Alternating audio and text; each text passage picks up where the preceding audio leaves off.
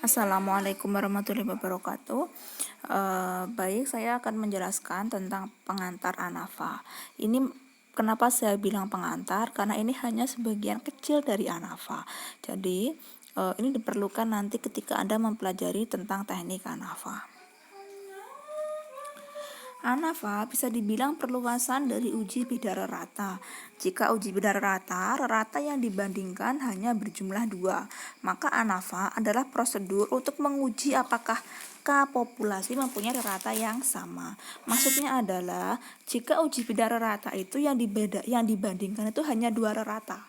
Nah, kalau ANAFA itu adalah perluasannya, maksudnya adalah membandingkan serentak beberapa rata. Dalam artian di sini lebih dari 2, maksudnya seperti itu. Jadi seumpama, jadinya kalau misalnya hipotesis 0 untuk untuk uji bidara rata itu adalah mu1 sama dengan mu2, seperti itu. Nah, kalau ANAFA itu lebih dari 2. Jadi hipotesis nolnya adalah mu1 sama dengan mu2 sama dengan mu3, atau mu1 sama dengan mu2 sama dengan mu3 sama dengan mu4. Ini untuk 4 rataan. Nah, sampai K rataan. Kemudian ANAFA adalah singkatan dari analisis variansi. Disebut analisis variansi karena pada prosedur ini dilihat variansi-variansi yang muncul akibat adanya beberapa perlakuan untuk menyimpulkan ada atau tidaknya perbedaan rata pada K populasi. Nah, maksudnya di sini yang dilihat itu adalah perbedaan dari varians. Dari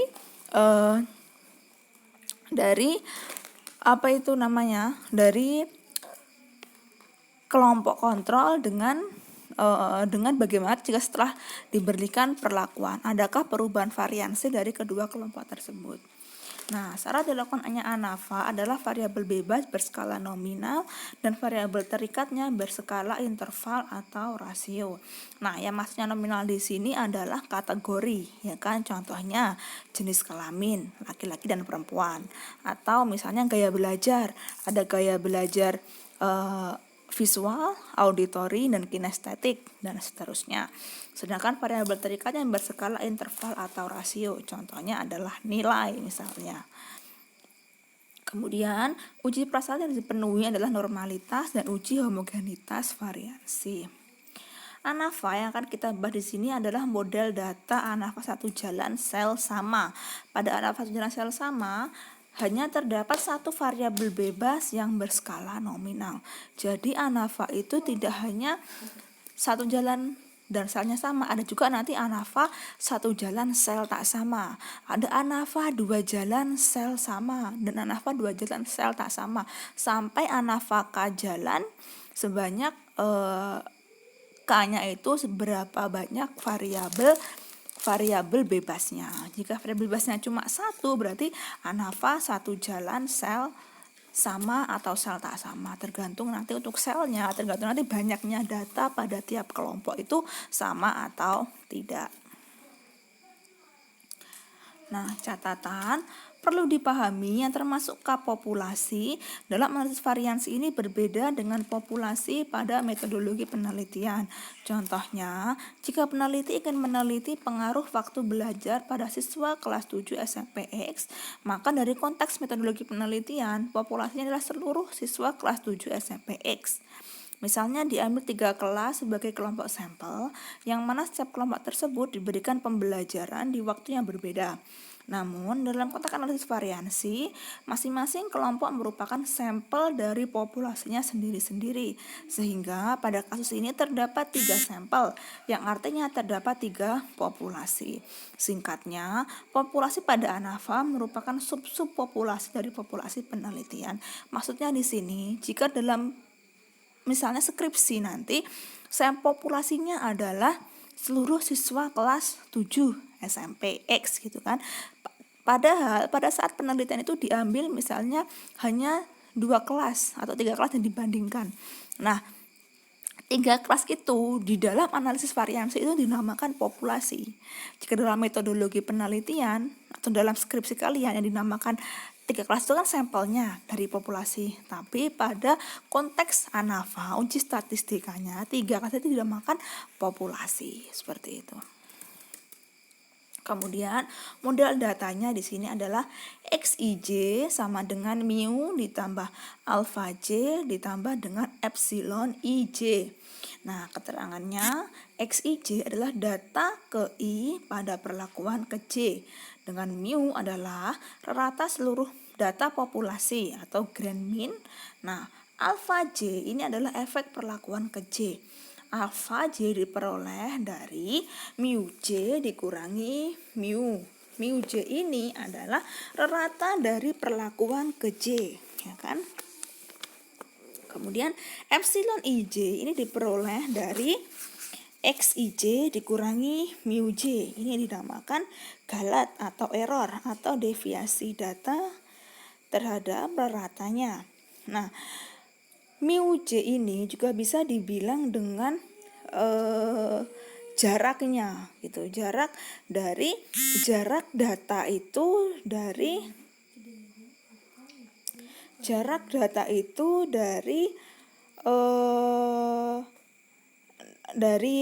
raratanya, dari rata besarnya. I di sini adalah 1, 2, 3 sampai N, atau di sini I di situ disebut dengan banyaknya data. Kemudian J 1, 2, 3 sampai K, dengan J itu banyaknya perlakuan. Kemudian N cacah data atau banyaknya amatan, ya kan? Kalau K cacah populasi atau banyaknya perlakuan. Selanjutnya contoh soalnya. Tabel berikut adalah data populasi pada eksperimen dengan 3 perlakuan, yaitu P1, P2, P3. Misalnya, variabel terikatnya adalah prestasi belajar yang berupa nilai. Maka, di situ perhatikan, P1 nilainya 3, 4, 4, 5, P2 nilainya 5, 5, 3, 3, P3 nilainya 2, 4, 4, dan 6. Kemudian, carilah nilai alfa 1, alfa 2, alfa 3 pada data populasi tersebut. Nyatakan dalam model XIJ sama dengan mu ditambah alfa J ditambah epsilon IJ. Nah, di situ kita cari dulu mu-nya. Mu sama dengan 3 ditambah 4, tambah 4, tambah 5, atau ini seluruh datanya atau seluruh nilainya dijumlahkan dibagi dengan banyaknya data. Di situ ada 12, ya kan? Maka grand mean-nya adalah 4. Kemudian mu1 itu adalah rata pada kelompok pertama. Berarti 3 tambah 4 tambah 4 tambah 5 dibagi dengan 4 diperoleh 4. Nah, berarti kalau mu1-nya sama dengan 4, maka tadi alfa 1 atau alfa tadi rumusnya apa? Rumusnya adalah mu J dikurangi dengan mu, ya kan? Nah, mu J-nya berapa? Berarti kan ini kan untuk alfa 1, berarti kan mu1. Mu1-nya berapa? Mu1-nya 4. Lalu grand mean-nya, mu-nya juga 4, maka 4 dikurangi 4, 0. Kemudian mu2-nya 5 tambah 5 tambah 5 tambah 3 tambah 3 dibagi dengan 4, ketemu juga lagi 4, maka alfa 2-nya adalah mu2 dikurangi mu, berarti 4 kurangi 4 sama dengan 0. Nah, kemudian mu3-nya diperoleh juga sama 0. Nah, jadi setiap data pada populasi dapat dinyatakan dengan bentuk XIJ sama dengan mu ditambah alpha J ditambah epsilon IJ sebagai berikut. X11 sama dengan 3. Ya kan tadi kan? Lihatnya dari mana? Dilihat dari data ke-1 perlakuan ke-1. Berarti data pertama pada perlakuan pertama, yaitu 3. Nah, 3 itu sama dengan 4 ditambah alfanya tadi berapa? Alfanya kan 0. 4 ditambah 0 ditambah berapa? Sama dengan 3.